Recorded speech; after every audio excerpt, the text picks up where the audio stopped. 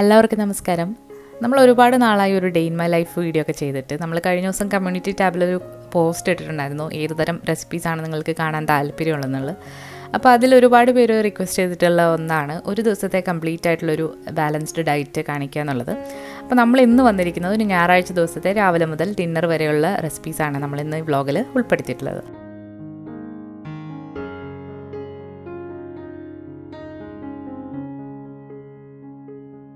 അപ്പോൾ രാവിലെ ആദ്യം തന്നെ ചെയ്യുന്നത് നമ്മുടെ വെള്ളം കുടിക്കാനുള്ള കുപ്പിയൊക്കെ നന്നായിട്ട് കഴുകിയതിന് ശേഷം അതിൽ വെള്ളം നിറച്ച് വെക്കും.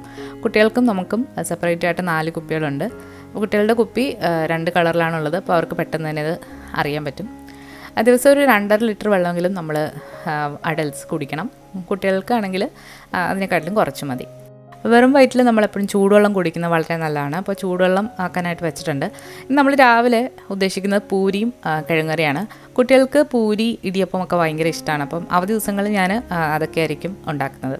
അപ്പം മുട്ടയും അതുപോലെ തന്നെ ഉരുളക്കിഴങ്ങും എല്ലാം നന്നായിട്ട് കഴിയതിന് ശേഷം ഒരു പ്രഷർ കുക്കറിലിട്ട് മീഡിയം ഫ്ലെയിമിലിട്ട് ഒരു വിസിലാണ് അടുപ്പിക്കുന്നത്. വെള്ളമൊക്കെ ചൂടായിട്ടുണ്ട്.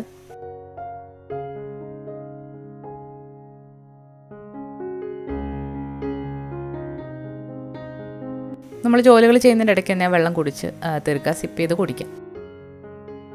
8:30 മുന്നായിട്ട് ബ്രേക്ക്ഫാസ്റ്റ് കഴിക്കാനായിട്ട് ശ്രദ്ധിക്കാറുണ്ട്. കുട്ടികൾ വർക്കിംഗ് ഡേയിലാണെന്നുണ്ടെങ്കിൽ അവർ സ്കൂളിൽ നിന്നാണ് ബ്രേക്ക്ഫാസ്റ്റ് കഴിക്കുന്നത്. നമ്മളിന്ന് പൂരിയാണ് ചെയ്യുന്നത്. നല്ല ക്രിസ്പി ആയിട്ടുള്ള പൂരിയാണ്. അപ്പോൾ അതിന് വേണ്ടിയിട്ട് നമ്മൾ 1 കപ്പ് ഗോതമ്പ് പൊടി, അതുപോലെ 3 ടീസ്പൂൺ റവ എടുത്തിട്ടുണ്ട്. പിന്നെ നമ്മളിവിടെ ഉപയോഗിക്കുന്നത് പിങ്ക് സോൾട്ടാണ്, ഹിമാലയൻ പിങ്ക് സോൾട്ടാണ് എടുക്കുന്നത്. പിന്നെ ഇതിലേക്ക് ഒരു 1/2 ടീസ്പൂൺ ഒലിവ് ഓയിലാണ് നമ്മൾ ചേർക്കുന്നത്. അപ്പോൾ കുക്കിങ്ങിനായിട്ട് ഒലിവ് ഓയിലും അല്ലാന്നുണ്ടെങ്കിൽ വെളിച്ചെണ്ണയോ നെയ്യോ ആണ് നമ്മളിപ്പോൾ യൂസ് ചെയ്യുന്നത്. റിഫൈൻഡ് ഓയിൽ അങ്ങനെ എടുക്കാറില്ല. അപ്പോൾ നന്നായിട്ട് കുഴച്ച് വെച്ചിട്ടുണ്ട്. ഇനി ഒരു പാനൊന്ന് ചൂടായി വന്നപ്പോഴത്തേക്ക് ഒരു 1.5 ടീസ്പൂൺ വെളിച്ചെണ്ണയാണ് നമ്മൾ എടുത്തിരിക്കുന്നത്. വെളിച്ചെണ്ണയൊക്കെ കുറച്ച് എടുക്കുക. വെയിറ്റ് കോൺഷ്യസ് ആയിട്ടുള്ളവർ വെളിച്ചെണ്ണ അതുപോലെ ഫ്രൈഡ് ഐറ്റംസ് ഒക്കെ കുറച്ച് എടുക്കുക. വെളിച്ചെണ്ണ നന്നായിട്ട് ചൂടായി വന്നു കഴിഞ്ഞാൽ അതിലേക്ക് കുറച്ച് കടലപ്പരിപ്പിട്ട് മൂത്ത് വന്നിട്ടുണ്ട്. ഇതിലേക്ക് ഒരു 2 സവാളയാണ് മീഡിയം സൈസിലുള്ളത്, പച്ചമുളക്, കറിവേപ്പില, ആവശ്യത്തിനുള്ള ഉപ്പ്, ഇത്രയും കൂടിയിട്ട് നന്നായിട്ടൊന്ന് വഴറ്റിയെടുക്കുക. ഈ മുട്ടക്കറിയുടെ റെസിപ്പി നമ്മളിതിന് മുൻപ് അപ്ലോഡ് ചെയ്തിട്ടുണ്ട്. വിശദമായിട്ട് കാണണമെന്നുള്ളവർ ലിങ്ക് ഞാൻ ഡിസ്ക്രിപ്ഷൻ ബോക്സിൽ കൊടുക്കുന്നതാണ്. ഇവിടെ മക്കൾക്ക് ഈ ഒരു മുട്ടക്കറിയാണ് ഏറ്റവും ഇഷ്ടം. അപ്പോൾ ഞാൻ എപ്പോഴും ഇതായിരിക്കും ഉണ്ടാക്കുന്നത്. ഇതിലേക്ക് ഒരു 1/4 ടീസ്പൂൺ മഞ്ഞൾപ്പൊടി, ഒരു 1/2 ടീസ്പൂൺ വലിയ ജീരകത്തിൻ്റെ പൊടി, അതായത് പെരുംജീരകപ്പൊടി, പിന്നെ ഒരു 3/4 ടീസ്പൂൺ മല്ലിപ്പൊടി, പിന്നെ ഒരു നുള്ളു ഗരം മസാല, ഇത്രയും കൂടി ഇട്ടിട്ട് പച്ചമണം നന്നായിട്ടൊന്ന് മാറ്റിയെടുക്കാം. ഇതിലേക്ക് കിഴങ്ങ് ഞാൻ പുഴുങ്ങിയതിന് ശേഷം തൊലി കളഞ്ഞ് അരിഞ്ഞാണ് ചേർക്കുന്നത്. കിഴങ്ങിട്ട് നന്നായിട്ട് വഴറ്റി വന്നു കഴിഞ്ഞാൽ കുറച്ച് ചൂടുവെള്ളം കൂടെ ഒഴിച്ചിട്ട് മുട്ട പുഴുങ്ങിയതും കൂടി ഇട്ട് നന്നായിട്ടൊന്ന് ബോയിൽ ചെയ്തെടുക്കാം. നന്നായിട്ട് തിള വന്നു കഴിഞ്ഞാൽ ഇതിലേക്ക് കുറച്ച് തേങ്ങാപ്പാൽ ചേർക്കാം. നമ്മളിവിടെ ക്യാനിൽ കിട്ടുന്ന തേങ്ങാപ്പാലാണ് എടുത്തിരിക്കുന്നത്. അപ്പോൾ ഇത് ലൈറ്റായിട്ടുള്ള തേങ്ങാപ്പാലാണ്, ഒരുപാട് കുറുകിയതല്ല. വളരെ കുറച്ച് ചേർക്കാം. അതിനുശേഷം ഇളക്കിയിട്ട് ഒന്ന് ചൂടാക്കിയിട്ട് നമുക്ക് ഓഫ് ചെയ്യാം. അപ്പോൾ കിഴങ്ങും മുട്ടയും കൂടെയുള്ള കറി ഇവിടെ റെഡി ആയിട്ടുണ്ട്. ഇനി നമുക്ക് ഉച്ചയ്ക്ക് ഒരു മീൻ കറി ചെയ്യുന്നുണ്ട്. അപ്പോൾ അതിന് വേണ്ടി നമ്മൾ ഫ്രോസൺ ആയിട്ടുള്ള മീനാണ് എടുത്തിരിക്കുന്നത്. ഇത് ആവോലി മീനാണ്. ഈ മീൻ ഞാൻ വാങ്ങിച്ചിട്ടുള്ളത് കോട്ടൺ സ്പൈസസ് എന്ന് പറഞ്ഞൊരു കടയിൽ നിന്നാണ്.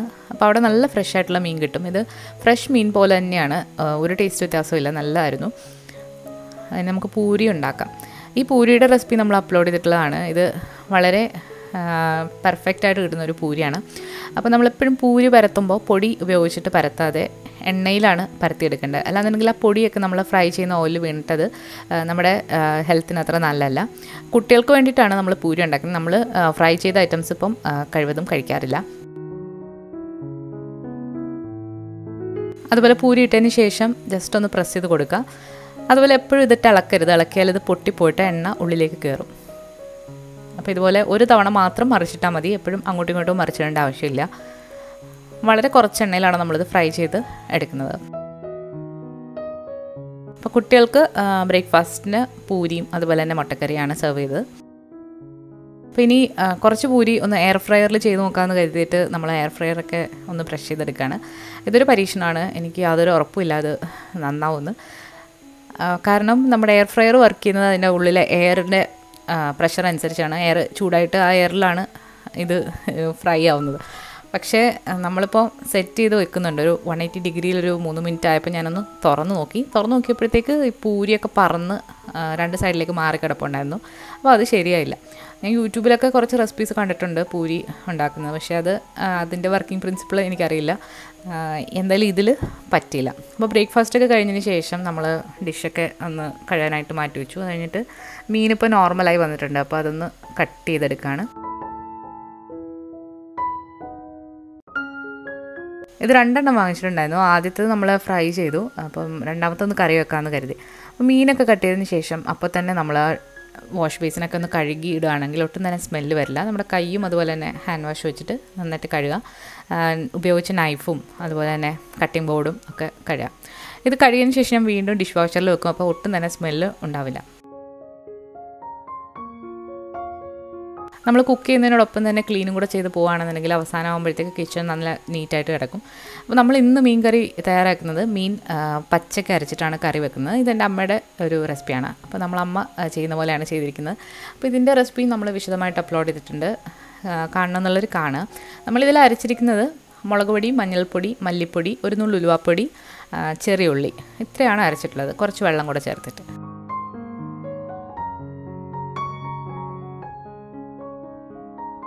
ഇനി ഇതിലേക്ക് പുളിക്ക് വേണ്ടിയിട്ട് നമ്മൾ മാങ്ങയും ഒരു കഷ്ണം കുടംപുളിയും ആണ് എടുക്കുന്നത്.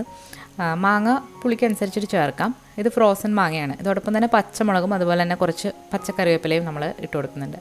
കറിവേപ്പില നമ്മൾ സ്പൈസ് ഓൺ വീൽസ് കൂടാതെ കോട്ടൺ സ്പൈസസ് എന്ന് പറഞ്ഞിട്ട് ലുണ്ടിലുള്ളൊരു കടയിൽ നിന്നും ഇവിടെ കറിവേപ്പില ഇപ്പോൾ ഫ്രഷ് ആയിട്ട് കിട്ടുന്നുണ്ട്. അത് നമ്മുടെ നാടൻ കറിവേപ്പിലയല്ല, വേറെ ഇവിടുന്ന് വരുന്ന കറിവേപ്പിലയാണ്. പക്ഷേ നല്ല ഫ്രഷാണ്, നമ്മുടെ കറിവേപ്പിലയുടെ അതേ ടേസ്റ്റുമാണ്. അപ്പോൾ ഒരു മിക്സിയുടെ ജാറ് കഴുകിയ വെള്ളം കൂടി നമ്മളിതിലേക്ക് ഒഴിച്ച് ആവശ്യത്തിന് ഉപ്പും കൂടി ഇട്ട് നന്നായിട്ട് മിക്സ് ആക്കിയിട്ട് ചെറുതീയിൽ നമുക്കിതൊന്ന് തിളപ്പിച്ചെടുക്കാം. നമ്മളിന്ന് മീൻ കറിയോടൊപ്പം തന്നെ ഒരു തോരനാണ് പ്ലാൻ ചെയ്യുന്നത്. തോരന് വേണ്ടിയിട്ട് നമ്മുടെ ബാൽക്കണിയിൽ തന്നെ നമ്മൾ നട്ടു വെച്ചിരിക്കുന്നതാണ് ചീര. ഈ ചീരയുടെ തൈ നമ്മൾ തന്നെ പാകിയെടുത്തതാണ്. ഇവിടെ ഉള്ളൊരു കടയിൽ നിന്ന് വാങ്ങിച്ചാണ്, പ്ലാന്റ് എന്ന് പറഞ്ഞിട്ട്.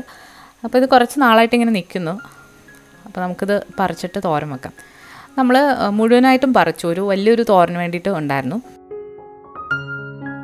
അപ്പോൾ ആദ്യമായിട്ടാണ് ഞാൻ ചീര ഫ്രഷായിട്ട് നമ്മൾ തന്നെ കൃഷി ചെയ്തിട്ട് അത് തോരൻ വെച്ച് കഴിക്കുന്നത്. അതിൻ്റെ ഒരു പ്രത്യേക ഒരു ഫീലിംഗ് ആണ്. അതുപോലെ നല്ല ടേസ്റ്റുമാണ് നമ്മുടെ വീട്ടിൽ തന്നെ ഉണ്ടായ ഫ്രഷ് ആയിട്ടുള്ളത്. അപ്പോൾ ആ കട്ടിയുള്ള തണ്ടൊക്കെ ഞാൻ മുറിച്ച് മാറ്റിയിട്ടുണ്ട്. ഹസ്ബൻഡാണ് എനിക്കൊന്ന് ചോപ്പ് ചെയ്ത് തന്നത്.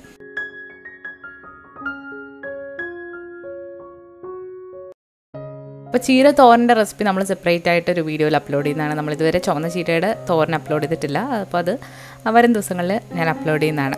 അപ്പോൾ മീൻ കറി ഇപ്പോൾ നന്നായിട്ട് തിളച്ച് വന്നിട്ടുണ്ട്. ഇടയ്ക്ക് ഒന്നിങ്ങനെ ചുറ്റിച്ച് കൊടുക്കാം. അപ്പോൾ മീൻ കറി ഇപ്പോൾ ഏകദേശം റെഡി ആയിട്ടുണ്ട്. ഇതിൽ കടുക് വേണമെങ്കിൽ വറക്കാം. നമ്മളിവിടെ എണ്ണ കൂടുതലാകുമെന്ന് കരുതി കടുക് വറുത്തിട്ടില്ല. ഒരു 11:30 സമയമൊക്കെ ആകുമ്പോഴത്തേക്ക് എന്തെങ്കിലും ഫ്രൂട്ട്സ് കഴിക്കാറുണ്ട്. അപ്പോൾ കുട്ടികൾക്കാണെങ്കിൽ ഇന്ന് ഓറഞ്ചാണ് കൊടുത്തിരിക്കുന്നത്. നമ്മൾ ആപ്പിളാണ് മിക്കവാറും കഴിക്കാറുള്ളത്.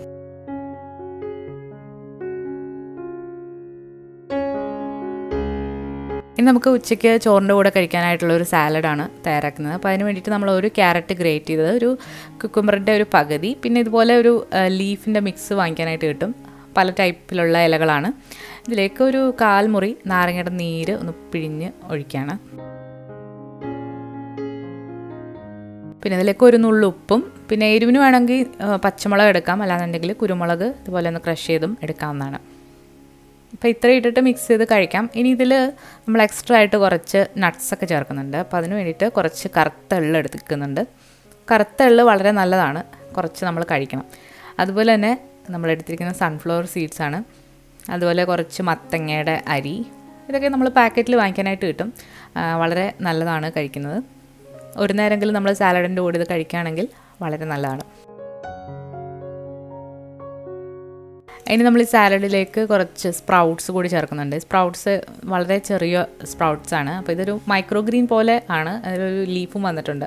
അപ്പോൾ അത് നമ്മൾ കടയിൽ നിന്ന് വാങ്ങിച്ചാണ്.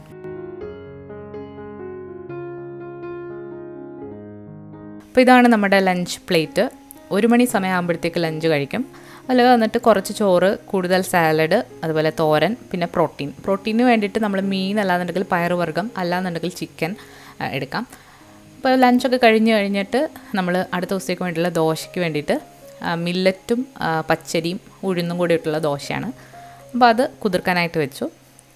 അപ്പം ലഞ്ച് കഴിഞ്ഞ് ഉടനെ നമ്മൾ എവിടെയെങ്കിലും ഇരിക്കുകയോ കിടക്കുകയോ ചെയ്യാതെ ലൈറ്റായിട്ടൊന്ന് മൂവ് ചെയ്യുന്നത് എപ്പോഴും നല്ലതാണ്. അപ്പോൾ ഞാൻ ആ ഡിഷ് വാഷറിൽ നിന്ന് പാത്രമൊക്കെ എടുത്ത് ഒന്ന് മാറ്റി വെക്കാണ്. ഇനിയൊരു 4 മണി ഒക്കെ സമയമാകുമ്പോഴത്തേക്ക് നമുക്ക് എന്തെങ്കിലും ലൈറ്റായിട്ട് കഴിക്കാം. അപ്പോൾ അതിൽ നമുക്ക് ഒന്ന് ഗ്രീൻ ടീ കുടിക്കാം, അല്ലാന്നുണ്ടെങ്കിൽ ബദാം വെള്ളത്തിലിട്ട് കുതിർത്ത് കഴിക്കാം.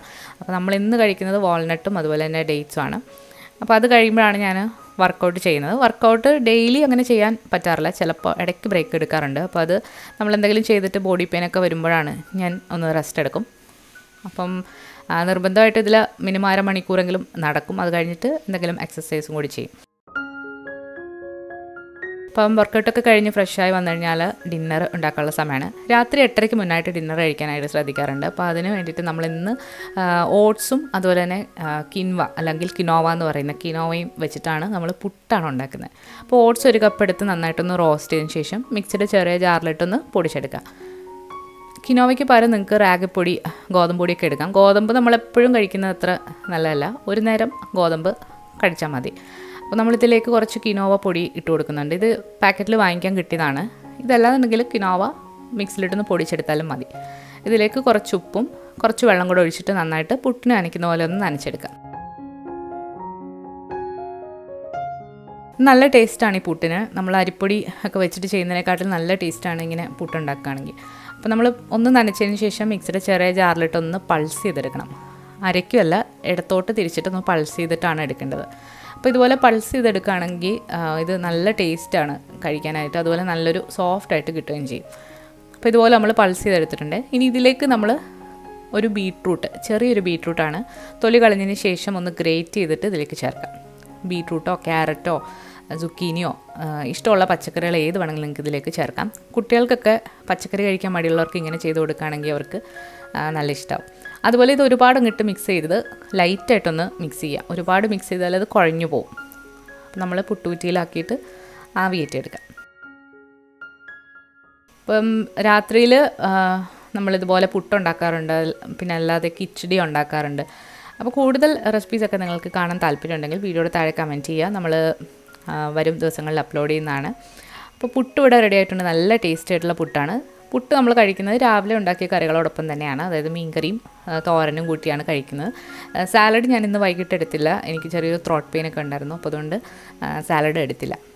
അപ്പോൾ ഇത്രയൊക്കെയാണ് ഒരു ദിവസത്തെ മെനു എന്ന് പറയുന്നത്. ഇതൊരു അവധി ദിവസത്തെ മെനു ആണ്. അപ്പോൾ നമ്മൾ എന്താ കഴിക്കുന്നോ അതാണ് മക്കളും കഴിക്കുന്നത്. അവർക്ക് വേണ്ടി സെപ്പറേറ്റ് ആയിട്ടൊരു മെനു അങ്ങനെ ഇപ്പോൾ ഞാൻ ചെയ്യാറില്ല. അവർ വീട്ടിലുണ്ടാക്കുന്ന എല്ലാം കഴിക്കാറുണ്ട്. അതുപോലെ വർക്കിംഗ് ഡേയിലെ രീതി എന്ന് പറഞ്ഞാൽ കംപ്ലീറ്റ്ലി ഡിഫറെൻ്റ് ആയിരിക്കും. അപ്പോൾ ഒരു വർക്കിംഗ് ഡേയിലെ വ്ളോഗ് ഞാൻ തീർച്ചയായിട്ടും അപ്ലോഡ് ചെയ്യുന്നതാണ്. അപ്പോൾ ഈ വീഡിയോ നിങ്ങൾക്ക് ഇഷ്ടമായിട്ടുണ്ടെങ്കിൽ ലൈക്ക് ചെയ്യാനും അതുപോലെ നിങ്ങളുടെ അഭിപ്രായങ്ങൾ കമൻസിലൂടെ അറിയിക്കാനും മറക്കരുത്. അതുപോലെ ഇനിയും ഇതുപോലത്തെ റെസിപ്പികൾ കാണണമെങ്കിൽ വീഡിയോയിൽ കമൻറ്റ് ചെയ്യാം. അപ്പോൾ പുതിയ വീഡിയോയുമായിട്ട് നമുക്ക് വീണ്ടും കാണാം. താങ്ക്